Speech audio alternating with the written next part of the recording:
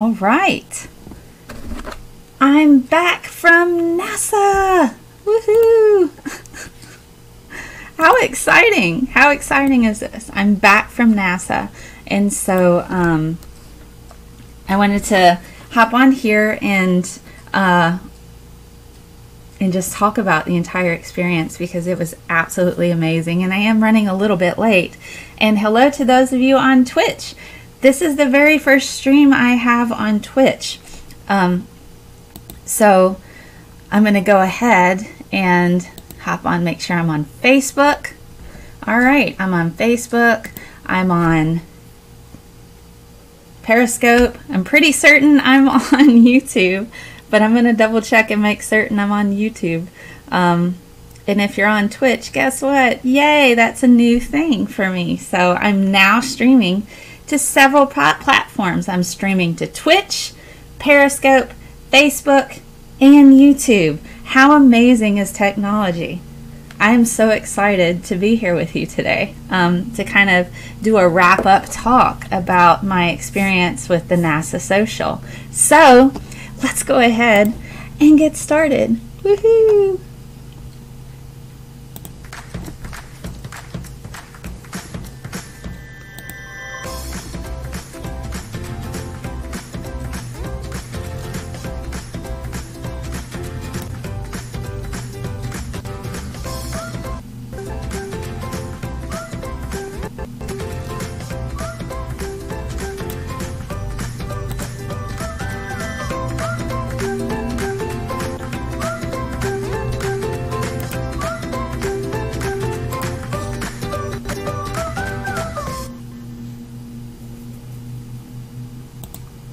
All right, so that is my really cool and groovy intro that Gonna Go For It, aka Peter, made for me. And it seems I'm having technical difficulties with my PowerPoint. To be fair, I did put a lot of freaking videos on there, so hopefully I can get this sorted out quickly.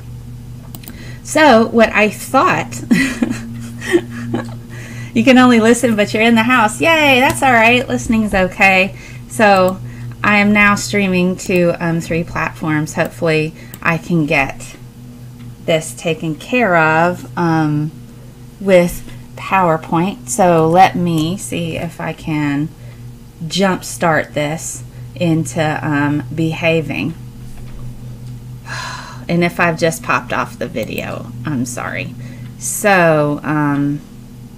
So yeah, I've kind of made a big hefty file with my PowerPoint because I wanted to be able to control the video while it was going on. So let me talk to you a little bit about the NASA Social program. The thing about NASA Social is you don't necessarily have to be a scientist in order to participate in this particular program. What you can do is kind of reach out to NASA and be like, hey, I have a presence. If you're a YouTuber, it doesn't even matter what kind of YouTube account you have. If you do Periscope, it doesn't matter what kind of Periscope that you have.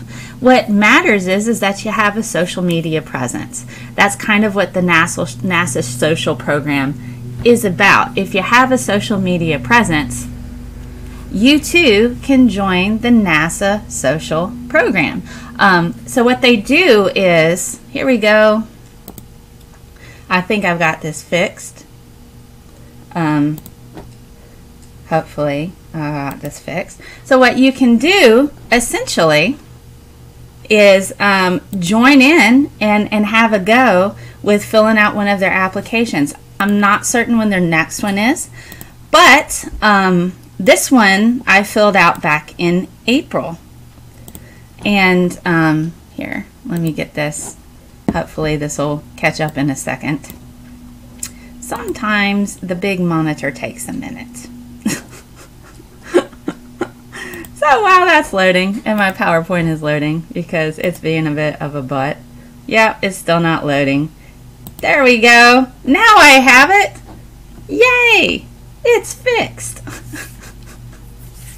So if you do have any kind of social media presence, the application process is not difficult at all. You go through, you list any blog sites that you have, any video outlets that you participate in. They're looking for people who have regular content. So you need to regularly be developing content. So a lot of you guys that follow me here kind of already do. They had all kinds of people at this particular event. There were teachers. There were people who work in industry. I met somebody from Tesla. Somebody who works at Tesla is going to collaborate with me on one of my Spirited Science shows.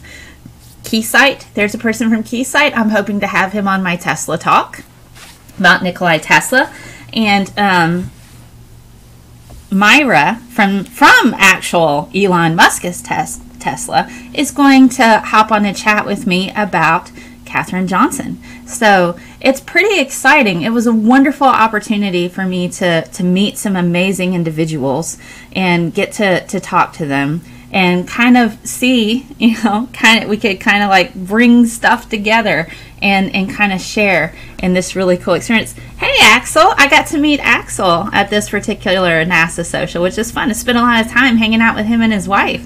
And so his wife and I were cooking up some plans about kind of a nerd con. So, stay tuned. It may take a year or so, but we're sorting that out, and I'll be in contact with your wife soon, Axel.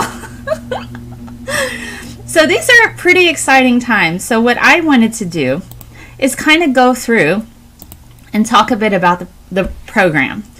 So where can you find it? You can actually go to their Twitter. They're known as NASA Social on Twitter. This is a program for social media folks who kind of go through and have this presence. Yeah, someone is mowing the lawn outside. You're right, Bo. I have a fantastic microphone, don't I? Somebody's cutting my grass outside. I would cut it myself, but I do have allergies, so that's a very good observation. So what this kind of does is this boosts NASA content. So when you look at the statistics, our baby boomers, we have considerably less baby boomers, and the way that science was communicated in the past was primarily through television and through newspapers and things of that nature. But nowadays, we have social media, we have blogs. So even though there are news networks, more and more younger people are moving towards this the social media thing, and they're trying to encourage people who have social media presence to kind of get what it is that NASA's doing out there. And so this is very, very important, especially when we're dealing with the current environment where, science isn't talked about so much. This also, in turn, encourages scientific literacy. So science literacy. Oh, mic is good, but it's clipping a bit. Thank you. So this also encourages scientific literacy.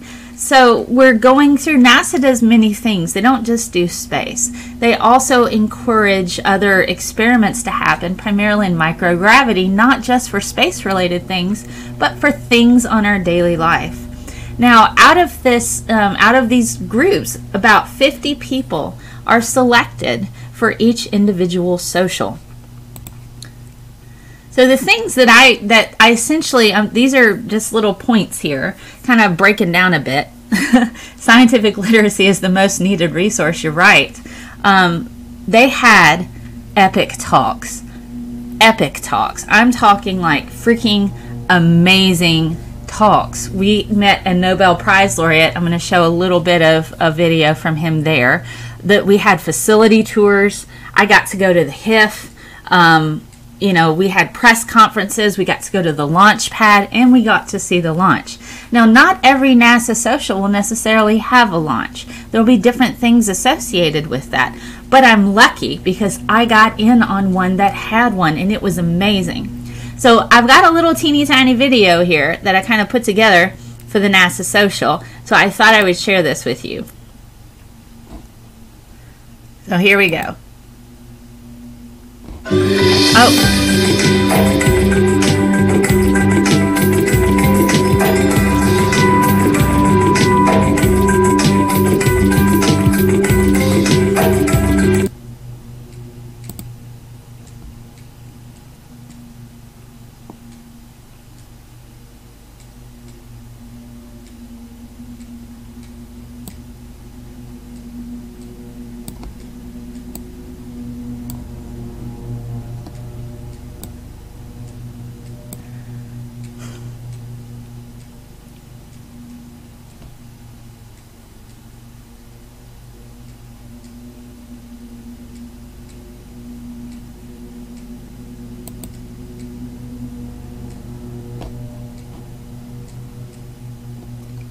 Sounding rocket facility. Uh-oh. Has this stopped on me? It has stopped on me. I'm sorry. There we go. Sorry about that.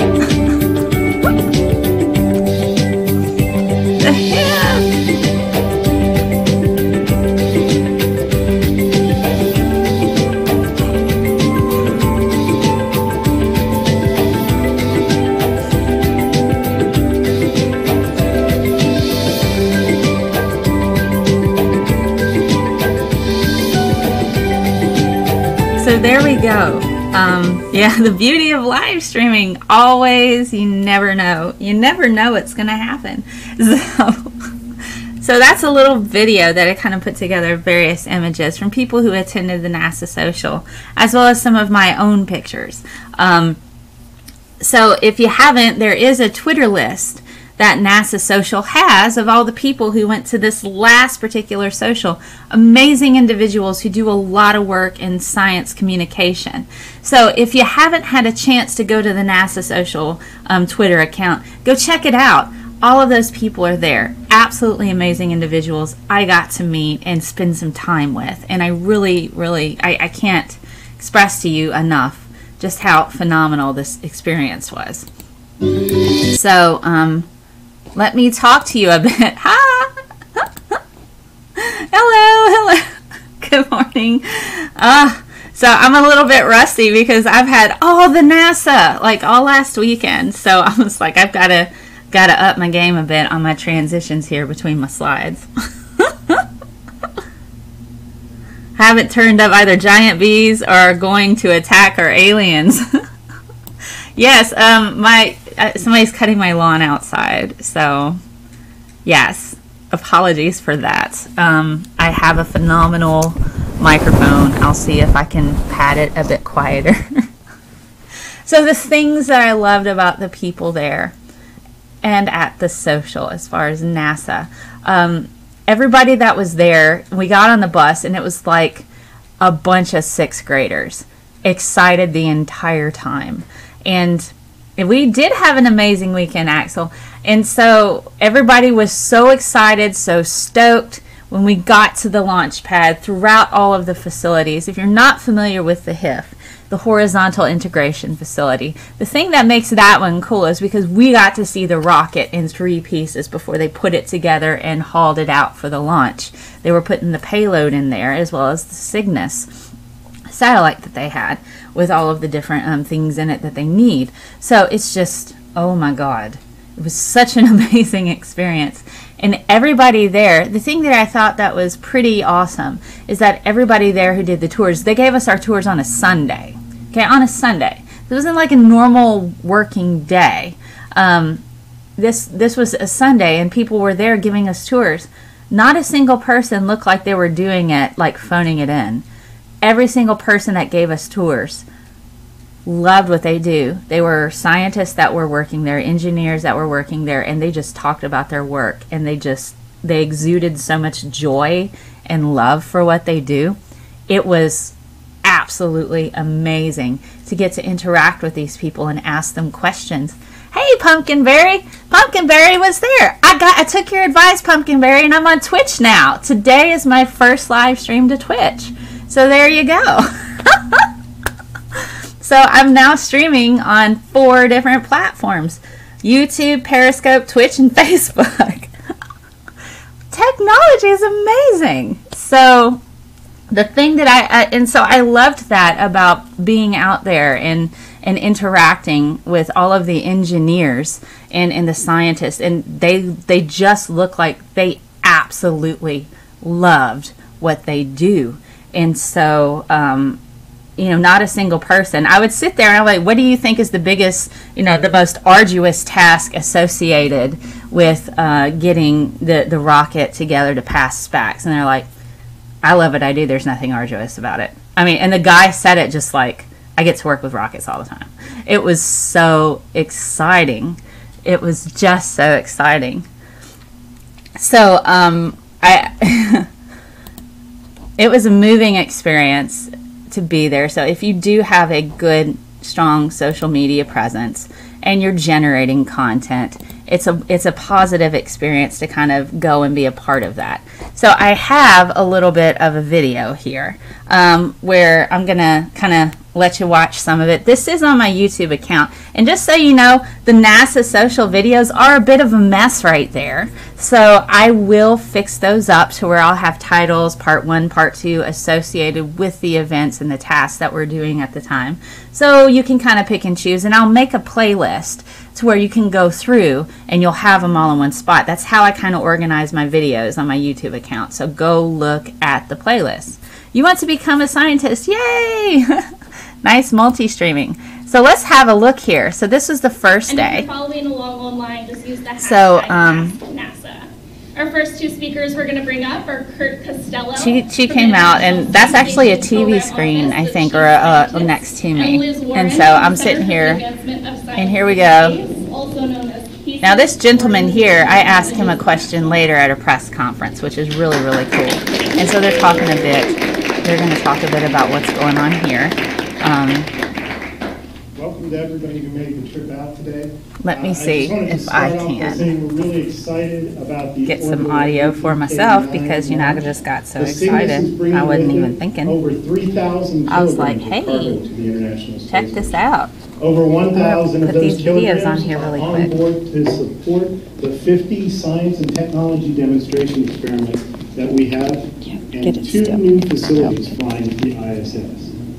Today we're going to be hearing about at least 4 of those different areas of science and technology demonstration going on board, and they ranged from doing atomic physics and quantum mechanics studies.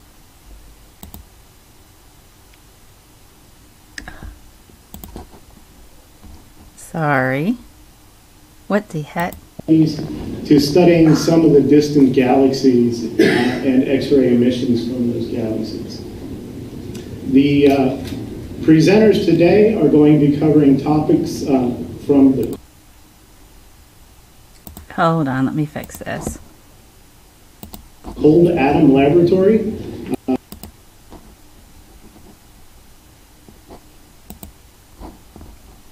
There we go. Gosh. Okay.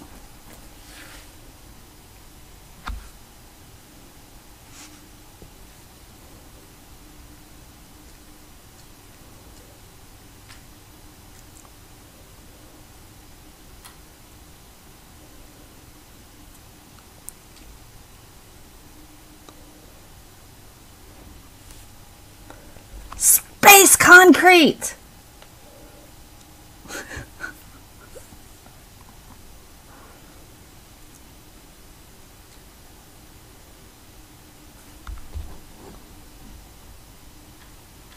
No audio from the video? Crap. Hold on. All right. No audio from the video. Such is my life. Ugh. Live streaming for the win. Okay. It should be able to pick up my audio. I don't know why it's not. Audio here. Okay. What about from the video?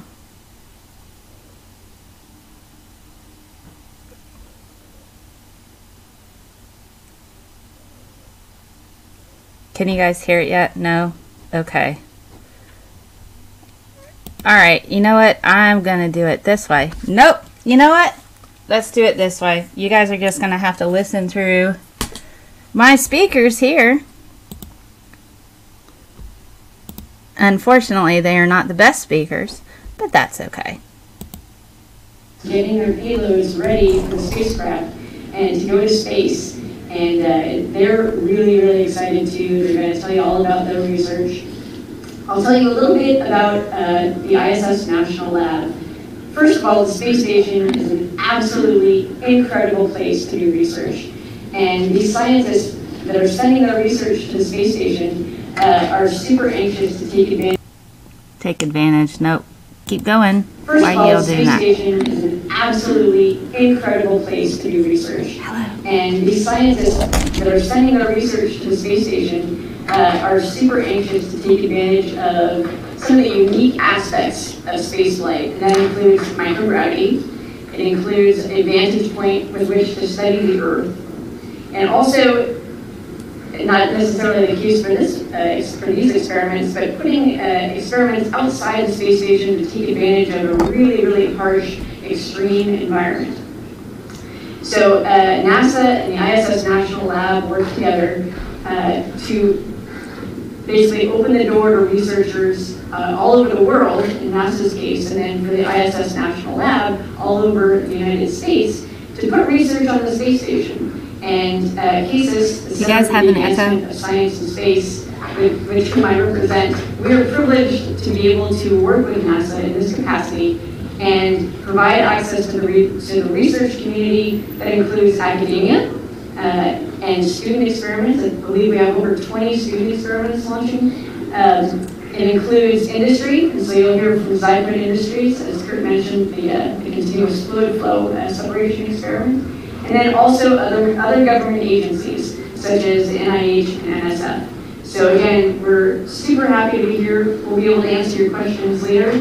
And I'll hand it back to Kurt to introduce our first science team. Thank you, Liz. So first up, I'd like to introduce the Cold Atom Lab team. This is exciting. They're here today to talk about this new, unique facility on board the ISS and the amazing science that it's going to allow us to do. Cold atom stuff is cool. CAL, or the Cold Atom Laboratory, has been in development for the last 5 years. I won't spend too much time. I'll be handing the mic over to Dr. Kamal Odiri and from JPL, and Dr. Eric Cornell from NIST. Dr. Cornell received the Nobel Prize in Physics in 2001 for his Nobel Prize laureate. They just dropped that on us. Of the first BEC Bose-Einstein condensate samples in. Okay, so I'm going to pause this for a second. Okay, I really would have liked to have had a list of all of the people that were speaking prior to me attending this, because since I have this background in science and I absolutely love physics and quantum physics, and he's doing cold atom research, I mean, I was geeking out. I was like, oh my gosh, Nobel Prize laureate right here. I'm just going, ah, you know, so my brain just was swimming throughout this entire talk.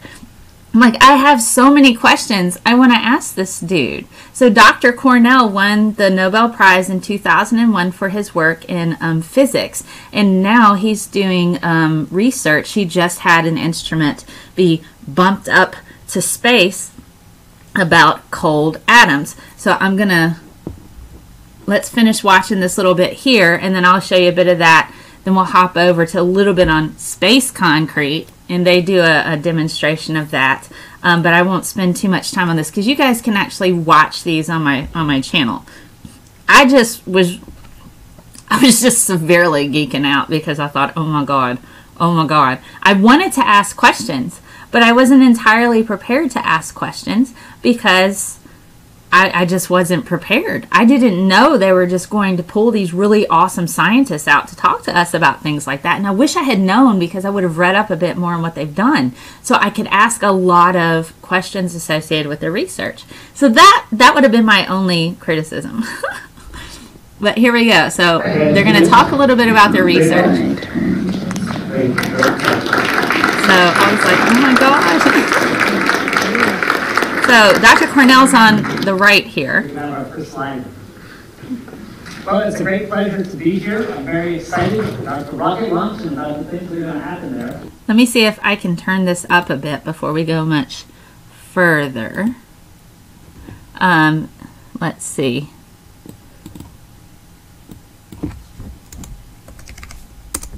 All right, let's see if that helps.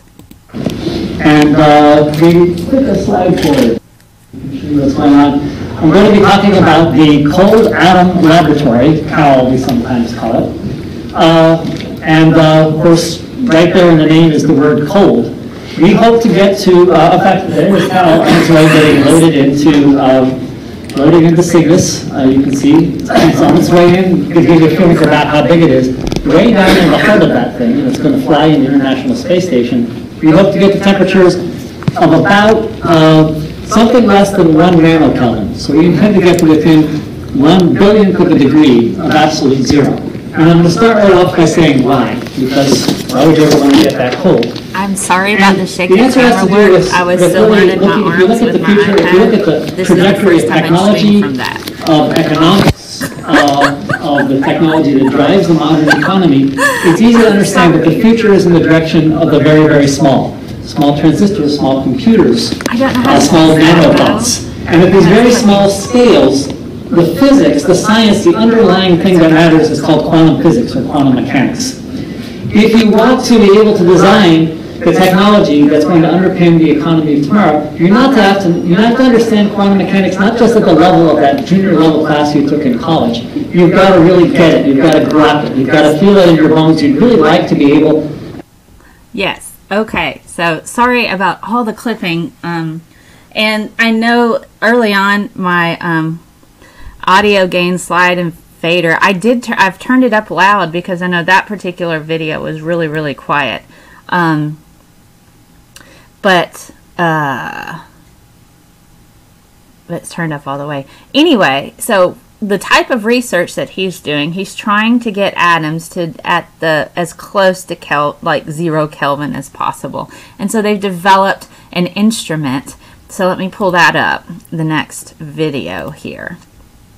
And if you're following along online, and we'll do a little bit of that, where he talks a bit about, and he shows his instrument that he uses. And the thing is gravity there's a problem with gravity in regards to the atoms staying inside their particular box to where they can get it to be that cold, the coldest, as close to 0 Kelvin as possible, so they could study that. But the thing is, in a microgravity environment, that would eliminate a lot of the issues associated with the atoms falling out of their box when they're trying to get it to go to as cold as possible, to as close to 0 Kelvin as possible. So remove the gravity, the atoms stay in the box, they're able to blast it to get it as cold as possible and then get their readings. That's essentially what they're trying to do with this particular experiment. So let's have a look. We actually use microscopes and magnifying glasses and cameras to look at it, but in principle you can see with your bare eye. And therefore you get that kind of underlying intuition, which we think will be useful for science and technology in the future. And my colleague Paul, you want to... Okay, thank you, Eric.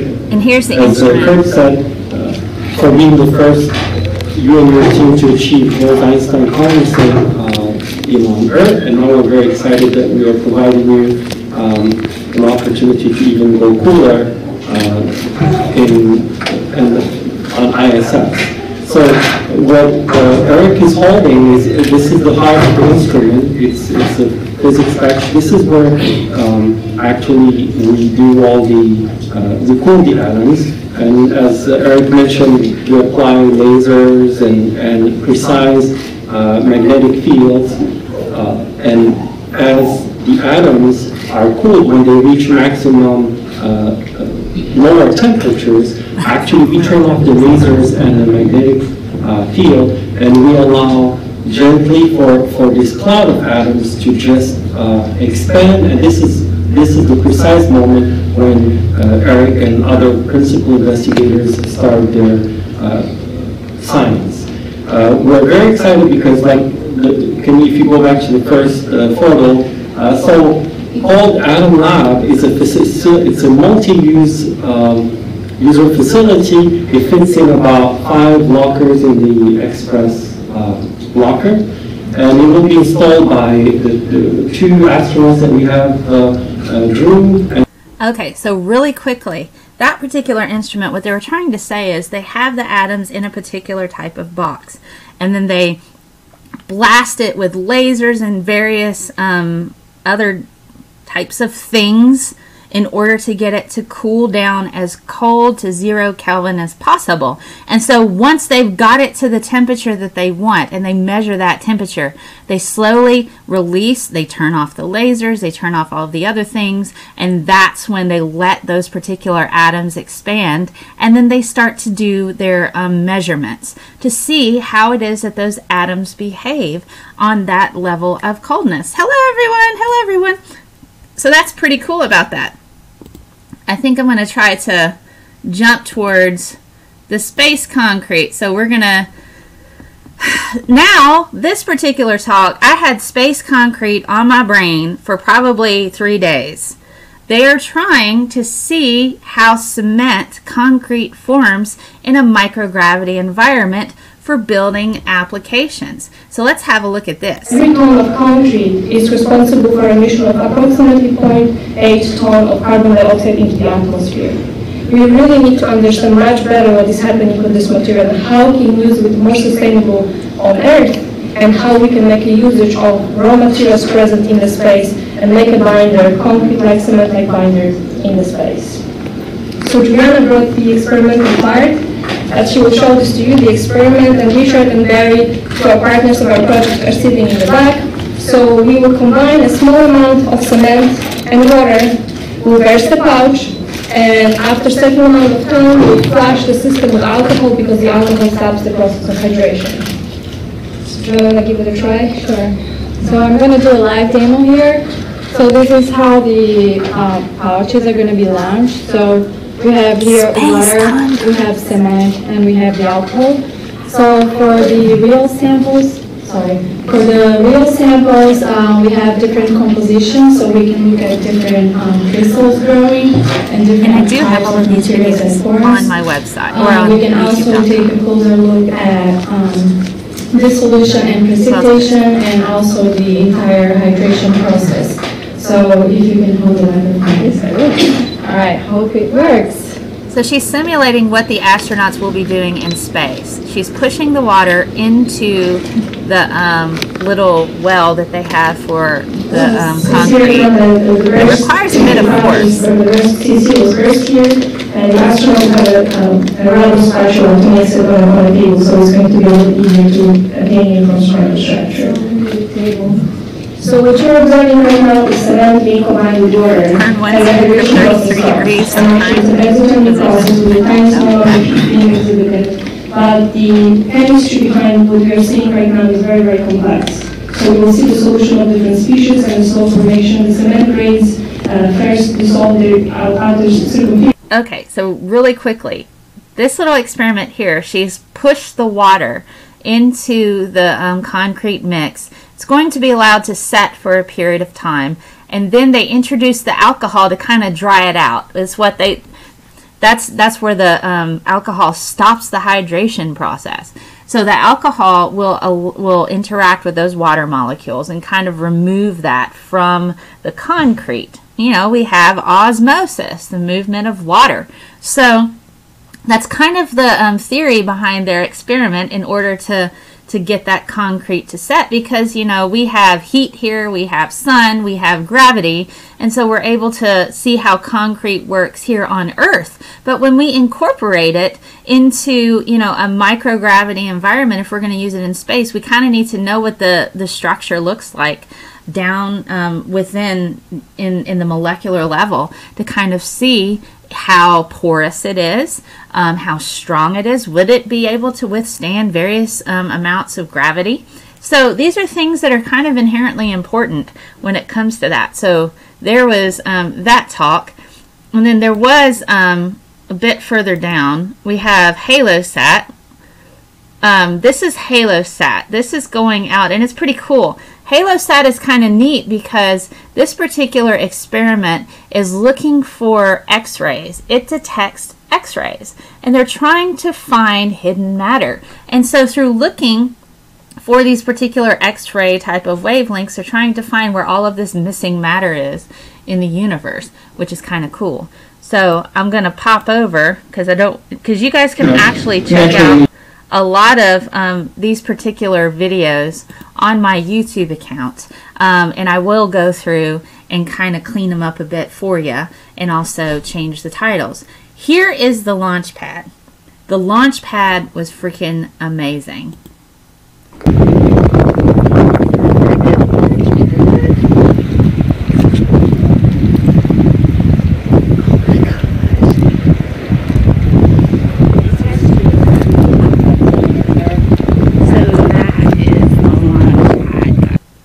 Oh, sorry. I'm gonna zoom. I can't zoom. Yeah, I can. There we go. Check it out. Look at all that. That's awesome. The ocean's over there.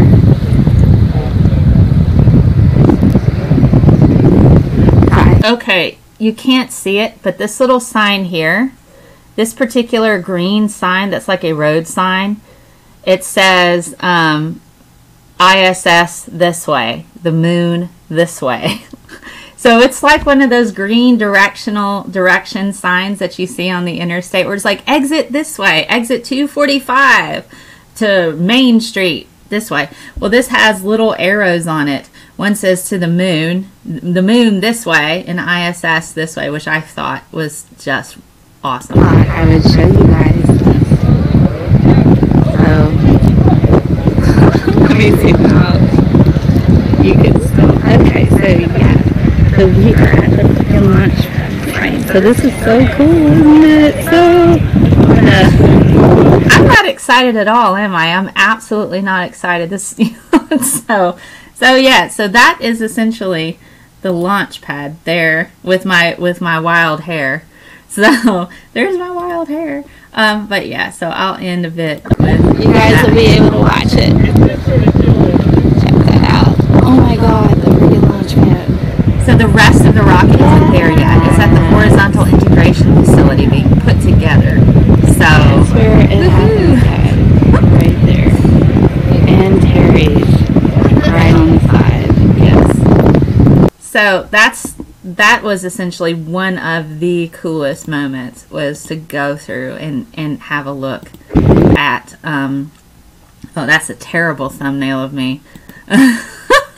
But that was cool to be able to go and have a look at not only the rocket in 3 parts, but also to see the launch pad. This is where I officially geek out, and you kind of see the look on my face. This is range control center, so okay, like for real, guys, for real. Oh my god, okay. Hold on, I gotta show you. First, let me show you this. Oh my god.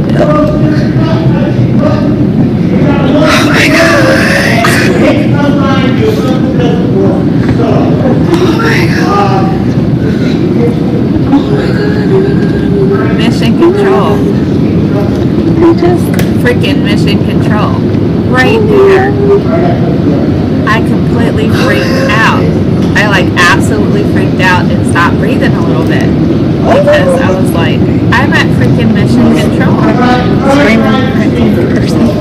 Now, I'm walking up to the top. At the very top, there's like a platform. Moving this way. Oh my gosh, guys. I walk up to the platform and we were feeling the same way.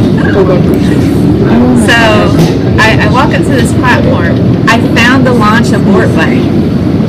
The launch abort button is like right there. Let me see if I can. Let me see if I can find it. And I was like, what the heck, guys? I'm so freaking out.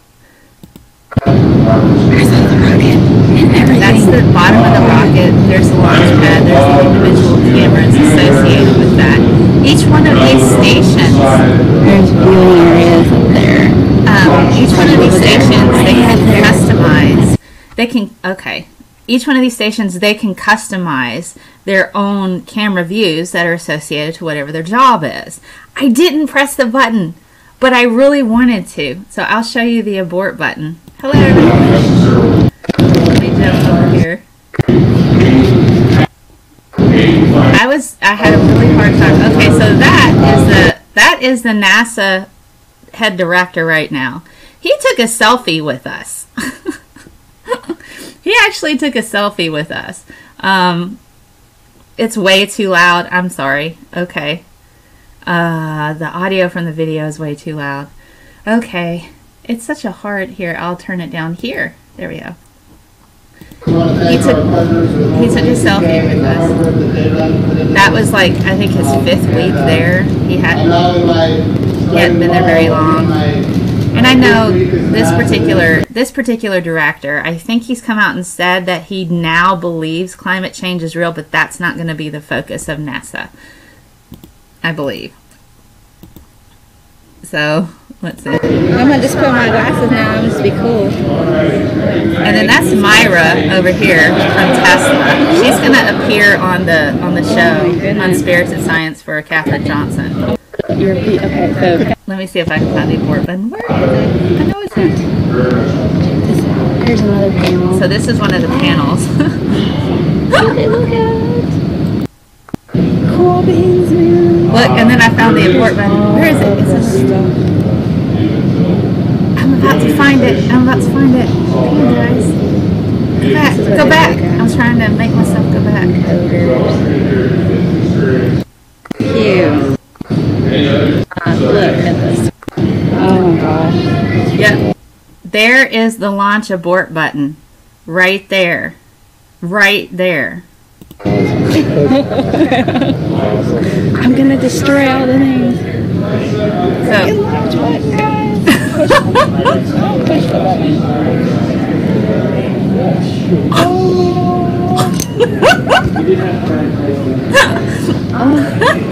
no, I'm totally not geeking at all. I did have a little chat with you. What do you think? Okay. Oh, sorry. What do you guys think about all of this? Oh my gosh. All right. So, oh wow, that's a terrible thumbnail. Okay, I'm just excited all the time. So, right next to a PTZ controller, yes. So, just so you guys know, I'm telling on myself, I stole a pen from that guy's desk. So, person who is in charge of the Wallops NASA abort launch button, I took your pen. I'm very sorry, kind of. And if you would like me to mail you another one, I will. But I really just wanted to take a pen from NASA at Mission Control for the person who is in charge of the abort launch button. If you needed a pen that day, I'm very sorry. So that particular instance, you know, there you go. That's right. All right, so really briefly, I was going to show you a bit of one of their manufacturing facilities. Now, this is in the sounding rockets. This is in sounding rockets. The sounding rockets they have there, they also test them in this particular facility, and they build them here. So it smelled like grease and rubber and metal. And there's Myra again. And there's all these other awesome people from NASA Social. The rocket that you're taking a picture of outside, that's a Black Grant 12. That's the most capable of the launch vehicles that we produce. They have all solid rocket motors as opposed to Antares, which is a liquid first stage, not a solid second stage. All of the motors we use are solids. Some are surplus military. Others we commercially procure to meet the needs of the program. We are vertically integrated. That's to say, in most cases, we bring in raw product and we produce sounding rockets on the other end. What we're going to do today is walk you through that vertical integration, starting in here, the machine shop, and I'm going to turn it over to Harold for a little bit to talk. These guys were so excited about their work. They're primarily... What exactly is a sounding rocket? Great question. I should have started there. Next to where I will start there. Yeah, a sounding rocket is suborbital. We launch them from a fixed ground site. They're in space anywhere from 5 to 15 minutes, and then they re-enter. Some of our sounding rockets either splash into the ocean or splash into the tundra, say up in Alaska. Some of them we recover with parachutes, have a water recovery system and a land recovery system, so we can bring them back and refurbish them. So Elon Musk makes a big deal about reusing his products. We've been reusing our products for 50 years. So, the machine shop, we have several machines, lathes, mills. We have several varieties, larger, smaller. We have 5-axis mill, which is kind of new technology. We don't do any additive manufacturing. All our stuff is subtracted. So we buy raw materials, sheet, stock, or you'll see forgings out here. Most of what we use is aluminum, probably in the order of 80 to 90%. We'll do steels, we'll do stainless. So I'm going to jump ahead so you can kind of see some of the stuff. So this is pretty cool. But it's a room temperature vulcanized kind of sort of rubber. So this is, I think, is the type of silicone over here. We make a lot of round parts. Our typical diameters are And they're like, yeah, touch it. And so that's exactly what I did. This is groovy. I'm going to touch the thing. Oh, yep. I'm familiar with that. Feels a bit like a silicone, like a heat-treated silicone. Stuff and things. Check it out, man. And it does smell like grease in here. It does. So let's see. Okay, so now they have a water cutter facility. They actually cut out little rockets for us with ATK orbital on there, and so that they were handing out later. But they use the water cutter facility for that. So here, in this particular room, I believe, is where they actually test the sound rockets. This is so cool. There's all kinds of stuff there. The science of audio. Yes. Keyring time. Yes, that was fun. But this particular facility here is where they test out the sounding rockets to make certain that they can withstand, launch. They want to see how inertia affects it with what happens when they spin it around really fast, if they throw things at it, stuff like that. So this is a pretty cool, check it out. Pretty cool facility. Oh, so after they put the rockets together, they bring it in here to do all the testing. Lots of stuff. Just lots and lots of really cool stuff. Now they've probably covered this up because it's proprietary information. There are a lot of things we weren't allowed to take pictures of. Primarily at the HIF, the Horizontal Integration Facility, where some of the interworkings of the rocket were exposed. They didn't want us to me. I'm not going to tell you what you're seeing. I'm just going to point to the different things here, some of which you'll see in the video. So here's video of kind of how they test stuff. But you can check out shakers. I won't make it sit here and watch everything. The ascent from the ground up into space to make sure that we've got good mechanical integrity, both of the mechanical hardware and the electronics. No, I don't think that was key. That's not key rocks. This is where we'll function our systems to make sure that they work right.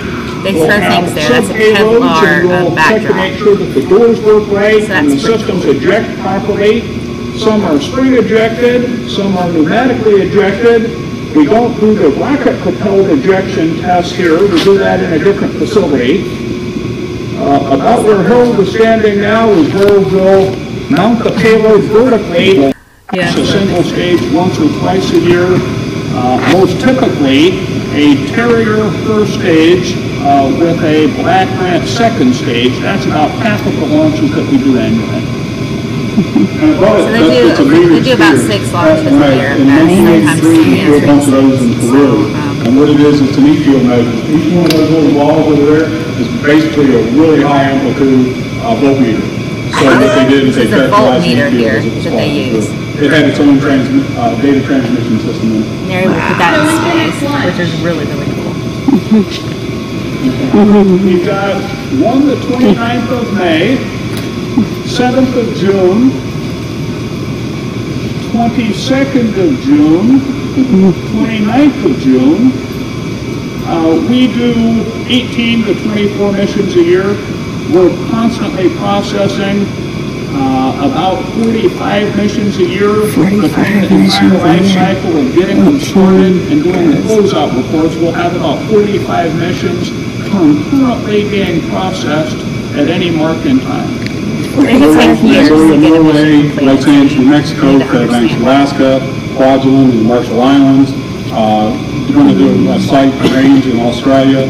We have launched from Peru, Brazil, Puerto Rico, Sweden. Here. Oh, Wallops. Yeah, that's awesome. Actually, the schedule next year looks pretty busy for Wallops. So we're going to do a lot of Wallops on. Okay, so all right, so I'll stop there. But the takeaway with this, if you want to watch this video, it is available on my YouTube account. It's hard to kind of navigate the sound on these particular things while you're doing a separate live streaming. Pointing out highlights, it's kind of difficult. But the thing is these guys absolutely loved taking us to the facility. It was like one of the highlights of their day. It was really kind of cool to see that. Oh, my voice is being canceled out when the video's running. Oh, okay. Okay, so here, this was the last bit of talks that they had. We had people that were talking about HaloSat and everything that was associated with that. We had the science ambassador, but this is also the talk with Catherine Heyer, Kay Heyer. And so what I'm going to do is kind of jump ahead and see if I can get a bit of her talk, because she actually answered all of my questions. And just so you guys know, the questions I asked her were all viewer generated. All of the questions that I asked her came from you guys. So when I it was awesome that I was able to do that for you. So the questions that I got from all of you guys who watched my show, those are the questions that I asked. And she got to tell Bo happy birthday. And so that was like, because Bo is one of my patrons on Patreon, and he was very active throughout every single live stream. And so and it was his birthday the day that I met Kay Heyer, and so I wanted him I wanted him to have like a happy birthday message from an astronaut. So let me put a little bit of this on here, and let's see if I can. I mean, it was a long talk. Let me see if I can sort this out. We rock! Yay! All right, here we go.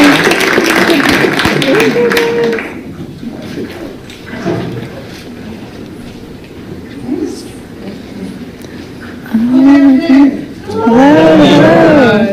Let's see if we figure out the best way to do this. I think I'll just kind of borrow this microphone right here. How's this? Is that good for you guys? Yes. All right. Well, thanks so much for coming out. I know, especially when we have a launch slip, it becomes quite challenging. So I'm sure some of you travel quite a distance. Who came the furthest? Toronto. Toronto. Okay. Anybody do that? California. California. Okay. So much better. Probably took you as almost as long. So let me jump ahead to some of the questions that you guys asked. Let me see if I can find them. I am not going to bore you with PowerPoint slides too. Okay. These are Russian crewmates.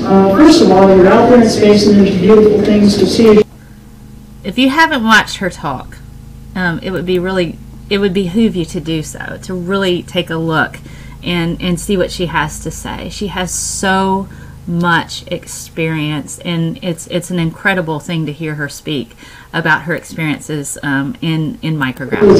Enjoy their time, but they would actually see something coming towards you is kind of cool, especially able to put in. Let me see. But tired and then it would be fall here in the northern hemisphere. They would head down to Christchurch, New Zealand. Where we could, different just say when it flies up there, sitting this car. I'm trying to jump ahead to find where the question is. Down a bit. Okay.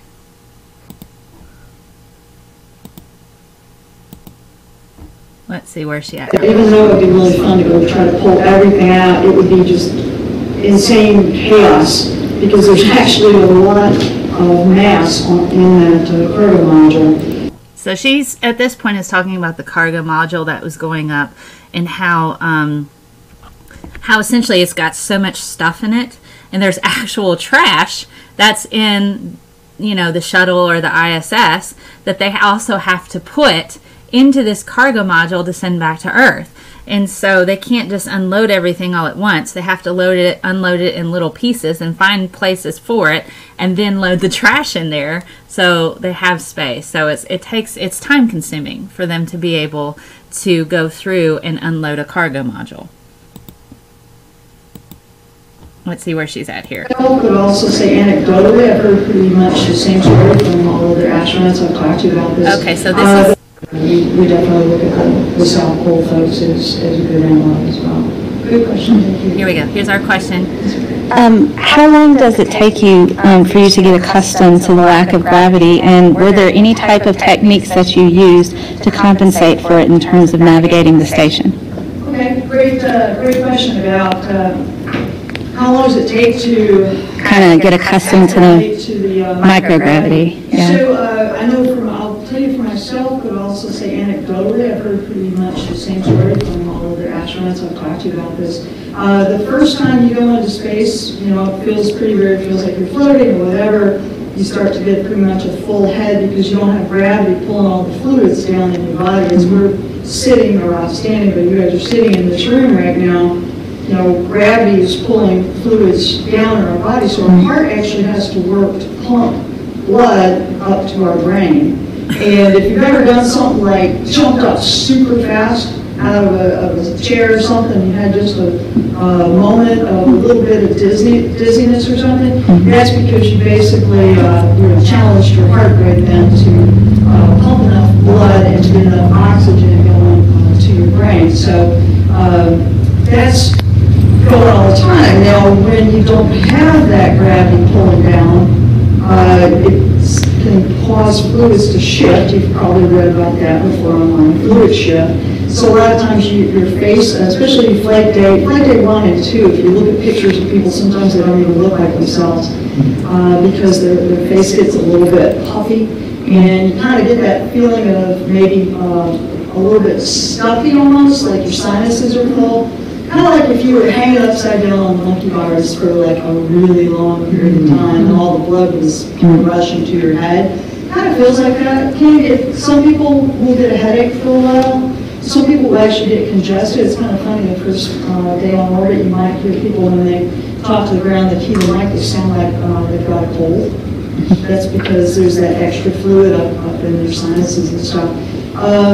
I experienced all that, but by flight day 2, that was, for me personally, that was starting to come down, and it is kind of weird at first. You can tell the rookies because they keep trying to orient themselves upright, and they keep kind of pushing off and kicking with their feet. It feels like you're out in the middle of the deep end of the pool, and you know, if you're out in the middle of the deep end of the pool, if you kick your feet, you can get somewhere, right? It doesn't help in space. In space, what we find after a while is we use our arms like legs and our legs like arms. And what do I mean by that? Well, when you're in microgravity space, you just really need a little bit of a push off, and you can get to where you're going. So you can just kind of trail your legs behind. But if you're working your way through the modules, sometimes you might need to pull a little more or guide yourself a little bit with your hands. So it makes it tough to carry something in your hands. So the best place to carry something if you're going from one end of the station to the other is put it between your knees. Because you're not using the legs for anything as you're actually moving. Now later, when you get to where you're going, you might use your feet to put into what they call foot loops or an actual bar to actually stabilize yourself.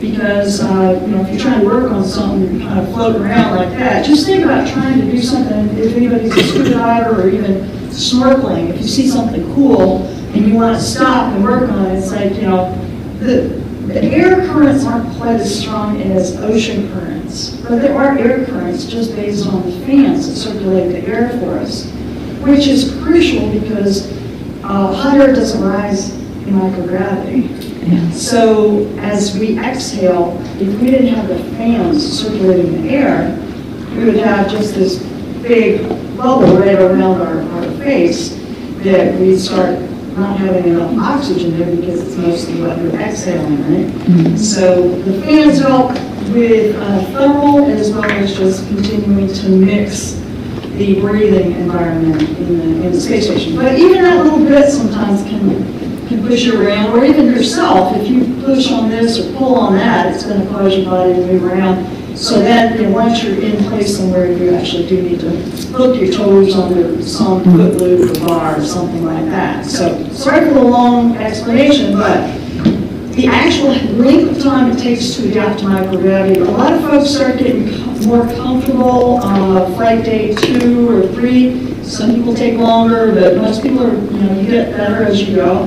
For the folks on the station, what's really neat, even on Space Shuttle, my longest mission was just under 17 days.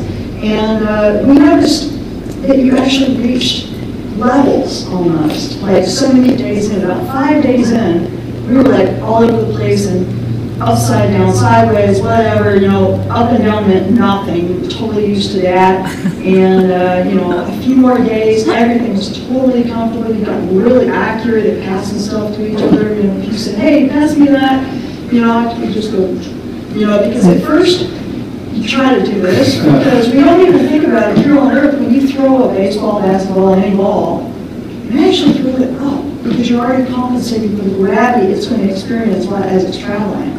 So you get into space, and the first time you throw something, it hits the overhead, and it goes up from whatever direction you were in. So after a while, you have to realize that you just, very straight, and just push it like that. So the folks on the station that get to stay for the increments, you know, 6 months, and certainly the guys for a whole year, that they reach even further and further plateaus of how comfortable they are and how accurate they can get on their body motions, and also, you know, transferring other things around the station. Just one more thing to add to that, anecdotally for myself and other astronauts.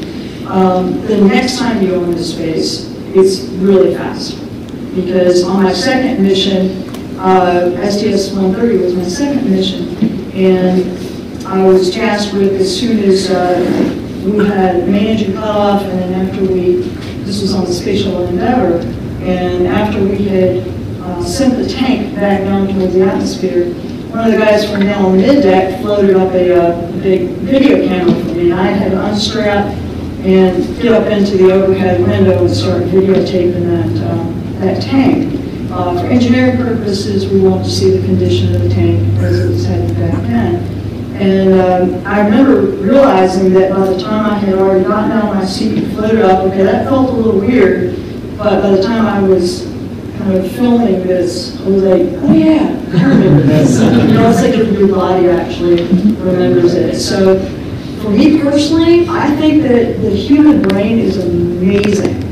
And the whole central nervous system, the brain, the autonomous system, you know, that we have adapts so well that I think that's kind of what's going on. It is in fact individual and unique to each person, but there are some similarities, and I think that humans we're not built to fly in space, but I think that we're built to adapt. So that was a really long, super awesome answer that she gave for one of the questions. I got to ask her another question, but I won't throw that here because we're running over time a bit, and that's partly my fault. But it was great. It was a very thorough answer to what could have been a very complicated question, and I really enjoyed her talk. So I'm not going to spend too much more time on this, but the thing that I thought was awesome, I got to ask questions at 2 press conferences. Oh my gosh.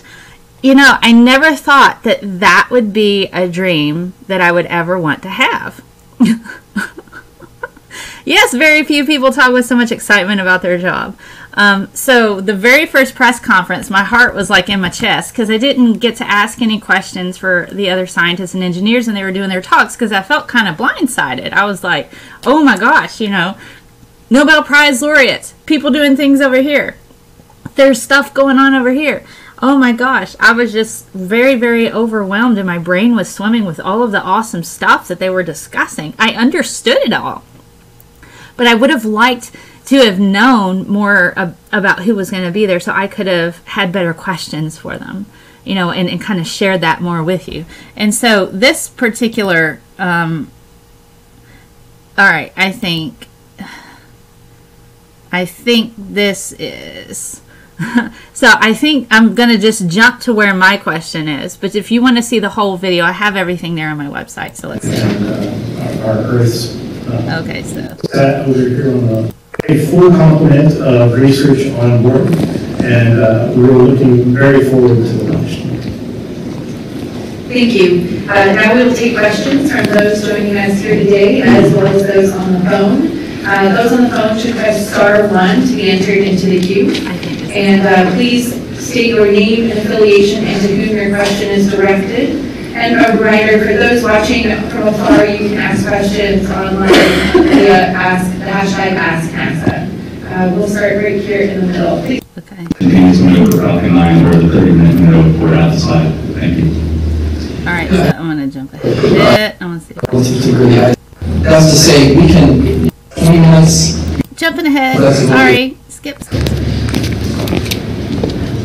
Oh, thank you. Hello, my name is Melody Williams, also known as scientist. I'm a science communicator, educator, as well as an industry scientist. I have a question in regards to all of the amazing experiments that you're sending up with Cygnus. What is the turnaround time that you would expect from the astronauts there to complete all of these particular experiments, and when would you expect to receive this important data? Okay, I guess I'll take that one. So the investigations going up are scheduled to be performed during the upcoming year. So as Mr. Sharman said, we're about to start a new expedition crew on the space station, and over the next 3 to 6 months, we expect most of this science to be completed. Now, as far as returning it to the ground and getting the analysis back from some of that, that depends, of course, on how many samples there are, when the next available SpaceX for returning those samples are, and also the time it takes to analyze science. Science can be a pretty long process, and depending on the amount of analysis that needs to go into it, we see people typically publish within a year to 3 years, maybe 5 years, for some very long-running experiments. You can keep abreast of all of this and also understand in more detail what is each of the science investigations that we have on board by going to www.nasa.gov/ISS-science. Check out that website. So one more time, www.gov/nasa/ISS-science. You can follow along with all of the experiments that are actively going on the station and see what the developments are associated with that. So I got to ask a question at a NASA press conference. I totally freaked out. It was just awesome. So I wanted to kind of do that. You can go either to NASA and check out the entire thing, or you can go to my YouTube account and kind of live stream and kind of get my perspective on the things there. So now we're at the launch. I won't spend a whole lot of time here. Now, when I was filming the launch, I was on their Wi-Fi, and as the launch happened, the Wi-Fi cut out, and I couldn't get it. So I do have the NASA footage for the launch. So I'm going to show a little snippet of this. I had to wake up about 1:30 in the morning. So 1:30 in the morning, I woke up. That was this past Monday. And we hopped on the buses and headed out to the viewing area. We're about 1.82 miles out from the actual launch pad. Clear view, absolutely amazing. In this particular video, I'm in the hospitality tent. They had donuts there, they had coffee, they had water, so you could go and have a little bit of a snack while you were waiting for the launch to occur. But it's kind of, what I wanted to do was try to make it as immersive for you as possible so you could kind of see what it was like to be there with me. And so that was the point of all of the live streaming, is because not everybody will get to be a part of something like this. So yes, my video camera work is shaky. Yes, I was holding an iPad the whole time streaming from that to Periscope and to YouTube. But the thing is, I wanted to share that with you. So let's have a little bit of a look on this. In our journey console, a man who inspired us to dream big and who is the driving force for our company and our nation's space program. OA is go. T-R-I-C-K. Okay, there you go. I knew it. I was like, I know it. Other NASA social members. So I'm going to pull up everybody here. I'm going to get your comments here shortly. So I'm going to put this on here, and everybody's excited. They're like, oh my gosh. PDD activated at 083434. Crickets. We'll check 422 and lots of crickets and bugs. That's what I gotta say. So we're just hanging out in the hospitality tent. I've been nomming on a donut, but I'm also covered in pesticides. So, you know, I'm completely covered in deep woods off. So, my donut tastes a bit like weird flavored stuff because I have it on my hands, and I think I stink too. So hey. So we've got. And watching as a reminder, steps 431 and 432 are legal failed operations at step 434. Oh my goodness. I'm probably going to leave a lot of my stuff in here and just take my iPad and my phone so I can just kind of share that with you guys. I have very excited people. I'm going to flip you guys around. So this is the hospitality tent. Probably, I really need to tie my shoe, but that's okay. I will tie my shoe later, because NASA, you know, here we go. There's actually bleachers over there. Oh, goodness. There you guys go. I think I'm going to go sit on the bleachers so I can get a decent, and you guys can't see this because it's so dark, but that's okay. But you can hear that, right? Further up. Sorry. LT Ops 1, all internal power commands sent. Standing by 5 seconds.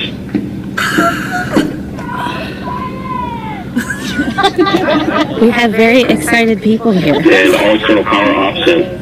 Vehicle internal. Collect 1 and 40 avionics internal power status. Collect the elect 1 internal power nominal. Ops 1, you go to open FTS Umbi loop and verify green indication. LC Ops 1, FTS Umbi loop is open and green. Collect 2, report SLU status. I realize my camera is not the best, but hey. Indications are nominal. Ops 1, you go to send all arm command. Oh my gosh, guys, this is amazing. All arm command set and set. Elect 1, report SNA's and ODM status. LC Elect 1, SNA's ODM's all armed. NASA TV report range status. Range is green. Hey. GNC1, verify ready for nav mode. Oh wait, sorry. Sorry. So I'm going to jump back ahead. So what I wanted to do at this point, okay, so I'm streaming on the NASA Wi-Fi. And I'm like, okay, I'm going to show it. I know my video is going to be terrible, but we're going to freak out together.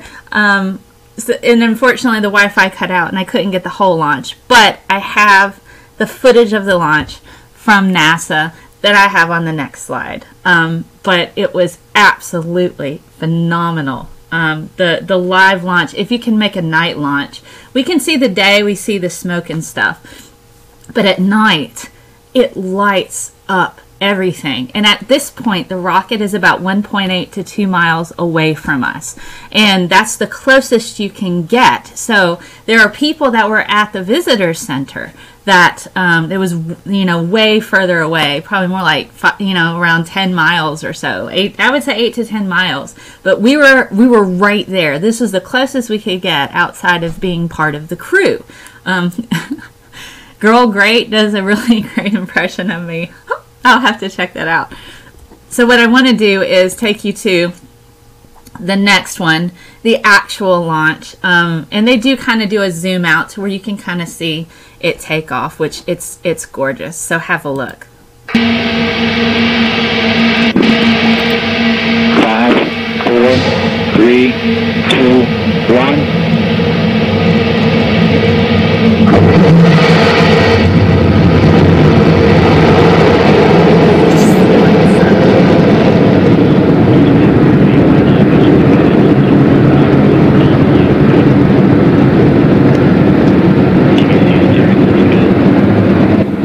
And Antares lifting off, going across the night sky, disappearing through some clouds quickly and coming quickly back into view.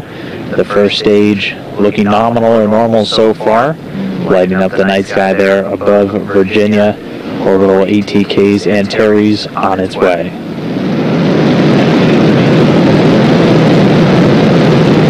Getting good performance calls, the attitude, the orientation of the rocket looking normal.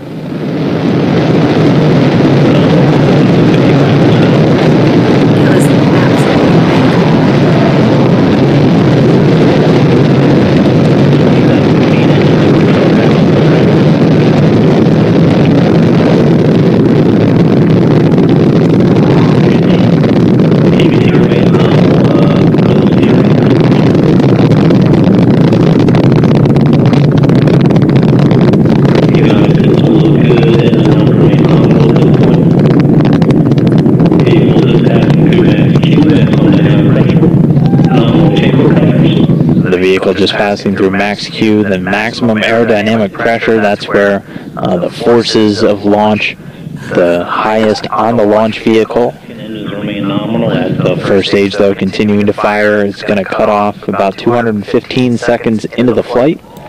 Okay. Oh, you were talking about me doing my own impression of myself. Okay. So, watching that live and in person was an emotional experience. You're like, oh my God. You're like, people built this. People made that. They put experiments on there and they sent it to people in space.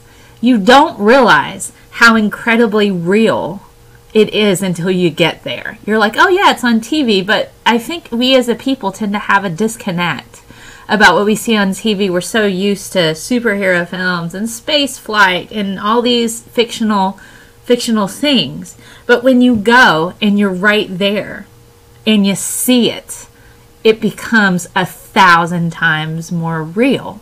And I can't explain it better than that. As far as we know, we are the only animals or species to have left the planet to explore a universe. We don't have any evidence of anything else. That doesn't mean that there weren't civilizations, on another planet, that have done that. We just don't have the evidence of that. And we don't have any evidence on our planet that anybody else has left the Earth in a rocket that we made, propelling ourselves into the void. So it's like, oh my God. But gosh, it does get a bit better. But the night launch was beautiful, absolutely beautiful. It lit up the entire, everything. It just lit up everything, and you could even see the light that it was reflecting. Just the light it was generating as it was entering that little billow of clouds. It was like a little circle of light. It was just beautiful. It's just beautiful. So I cannot stress that enough. You should absolutely go in and check that out. So the last, I think this is one of the last videos I'm going to show you. I got to ask the first question at the next press conference, and I felt it was a good question. And I was told later that my questions were good. And I thought, well, that's nice. There was somebody who had asked a question at the press conference about rumors of of groups of people trying to bum rush the rocket. And I'm going, that's not a question to ask. Ask something about the work they're doing, which would be really, really awesome. So, so let me jump ahead. Here we go with. Thank you, Good morning, everyone. And for those of you joining on the phone, please press *1 to be entered into the queue for questions. Is he one right here? Hello, Melody Williams. I'm also known as Scientist Mel. I'm a science communicator, educator, and also involved in industry science. So you said that the Cygnus has a new set of communication type of equipment. How is this different from previous models? The primary change in the system was in previous missions we flew with a Japanese communication system where the spacecraft talks directly with the space station. And that's a critical link because the crew has to have the ability to communicate with the spacecraft and send us away if they don't like what they see as we're approaching the ISS. NASA has upgraded their system to a new system called C2D2, Common Communication for Visiting Vehicles. That was really a requirement for the CRS-2 contract. We decided to implement it early on this particular mission. So part of that process, we also upgraded our regular telemetry and command system. And so the entire communication system was upgraded and modified. It went through all of the qualification testing, ground checkout, ground to space checkout, and that all went extremely well. And so now we're flying that system. And so far, fantastic. Thank you very much. Thank you. You've got one over here. So that was my question. I thought that was a good question, so I was quite proud of that. So, you know, I couldn't help but think that. So, oh goodness. So let me pop over to the solo because that's stuff that I wanted to talk to you guys about. That is the videos that I have that I wanted to kind of go through, and you know, and I know sometimes my live streams tend to be a bit long, as they are sometimes. Why don't we have a SETI type of radio astronomy base on the moon? Surely it is quieter there. You know, the good news is, if you have questions for NASA and stuff like that, if you're able to catch them when they have like a mission coming up, you can do a hashtag Ask NASA, and they'll pull your questions from social media. And so you'll be able to actually ask them questions directly. It's also a good idea to follow the various NASA Twitter accounts and tweet to them sometimes, and they'll let you know if you have any questions. So if I manage to get to another social, send me your questions, and I'll ask people those questions for you. I asked so many questions while I was on this particular trip. It was amazing. So I cannot thank NASA Social enough, and Woo Debunker, also known as SciStrike, was like, you've got to apply to the NASA Social. You have to do it. I got in on the first try. That was freaking amazing. The experience that I had there was I can't compare it with anything else. It was moving. It was incredible. The camaraderie that I had with other people in that were chosen to be part of the NASA Social. I got to interact with them. We're going to collaborate now. There are people that I'll get to work with that I didn't even know about before, and now we're coming together as a group to try to collectively work towards boosting scientific literacy, which is what I want to do anyway. Interacting with the people at NASA, they love what they do. They absolutely love it. And they were very clear that they need us. They need us to talk about their work, to share with other people. You know, this is what they're doing. And it's kind of crucial now. They didn't press upon us how crucial it was that we do this, but you can tell. They were sitting there like, we want you to talk about this. We want you to share your experience. This is your story. Share it with other people. And that's kind of important right now. So if you make videos, if you're involved with YouTube, Periscope, you're on social media, it doesn't matter what your content is. You can hop on and be a part of the NASA Social.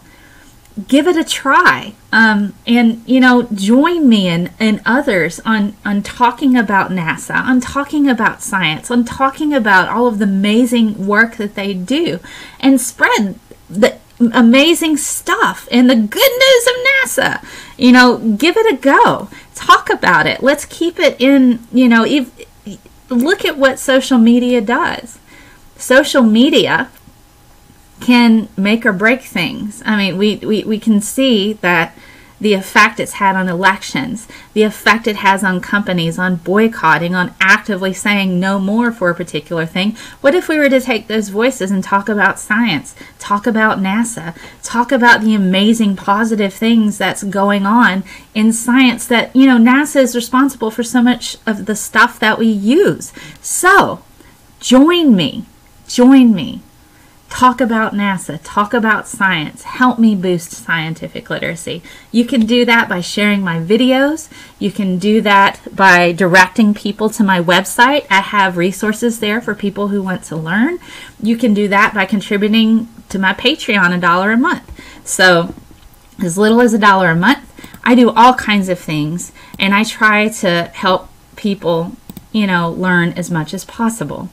So I'm going to take a moment to thank my amazing patrons: Tony, James, Lauren, Jen, Carl, Melanie, Patrick, Daniel, Stephen, Paula, Tim, Carrie, Cersei, Keith, Zachary, Tony, Bo, Sarah, Graham, Dragnot, Godless Iowan, Jennifer, Corey, and Heavy. You make what I do possible. I made my, here, let me make myself a bit smaller. There we go, because that's a pretty big. Thank you, my patrons. So you make what I do possible, and because of your contributions, I was able to get an iPad. I was able to buy an app to where I could stream the entire experience. I upped my data coverage in the event that I couldn't get Wi-Fi, and yet if I had data, then I could be able to stream that way. I was able to purchase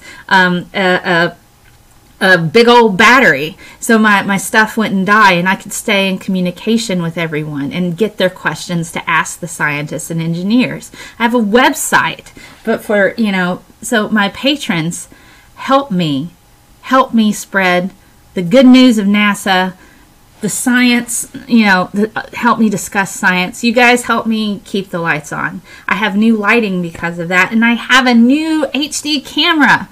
So I am streaming in way better color and stuff than the old one. So thank you. Your contributions help me. And if you can buy me a coffee every month, it just starts at $1 a month. And you'd be surprised how much that means. Where can you find me? You can find me everywhere on the internet now. I am now on Twitch, and this is my first episode on Twitch. So welcome those of you who are on Twitch. I will be streaming to there now, from now on. I will also upload some archival videos there to kind of boost that particular account. You can find me on my website. If you get confused, I'll update it with slides associated with this talk and previous talks. Next Saturday, I will be doing the science of allergies, because that was practically a tie 2 weeks in a row for the topics. And don't forget to check out my Spirited Science show. Next Thursday, we're talking about Tesla. It's going to be an amazing talk. I'm going to have Anti-Ordinary, Sci-Strike, Andy DeWitt, and myself, and possibly another person. We'll see. I've reached out to them. They were from the NASA Social. And so after that, I'm hoping to do Katherine Johnson. So be certain, if you don't already subscribe to YouTube, just click that little subscribe button and help a girl out. I still have thousands of hours of viewing left before I can monetize. So even if you can't contribute to me in that way, watch a few of my videos and up my hours and help me a bit on that. So that has been the science of the NASA Social. Daniel Bogdanoff. Yes, Daniel might very well be on my show, and I really, really hope he's able to. I have reached out to him and asked him, in an email, but I think he's traveling right now. But he seemed interested. If not, I can catch him on another one when he has time. But do check out next Thursday night, 8 p.m. Central Standard Time. We will be talking about Nikola Tesla. Help a girl out. That's right. Help a science girl out. Subscribe where you can. Spread the good news of science. That's all I do here. I rely heavily on the kindness of others in helping me with generating content and intro videos and that sort of thing, as well as spreading the word, and that's all I really want to do, is help people learn and grow, and I get to learn and grow with them. So, thank you for being here. I'm going to say a life without the internet would be terrible, wouldn't it? So I'm going to say bye now, because it's been like I've probably eaten up so much of your Saturday already. But thank you for being here. If you have questions, hit me up on twitter.com. Use my hashtag HeyScientistMel, and that way I'll be able to find you quicker. Or you can ask me a question in the comments on YouTube, send me a message on Twitch. I am on Google Plus as well, or contact me through my website, scientistmel.com. I am available to live stream into classrooms as well as personal appearances. So if you're interested in having me come to your town, because I'm starting to do talks locally for my Spirited Science show. I've already got a venue lined up, so I will be doing local talks, and then I will be able to travel and come and do a talk in your town. If you want me there, I will be there. We can work it out. So you guys have a super awesome day. I'm so excited, NASA. And I hope you have a wonderful Saturday. And thank you for being here with me. Squishy science hugs. Bye.